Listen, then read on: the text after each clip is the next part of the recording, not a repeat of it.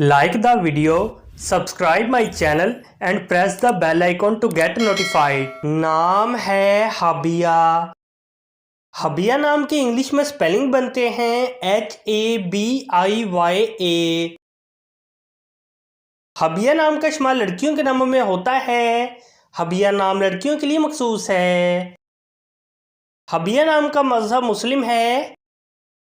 हबिया नाम के मायने हैं छोटी लड़की। हबिया नाम के इंग्लिश में 6 हरूफ हैं और ये एक लफ्ज़ है। 6 वर्ड्स एंड 1 लेटर। हबिया नाम के उर्दू में 4 हरूफ हैं और ये एक लफ्ज़ है।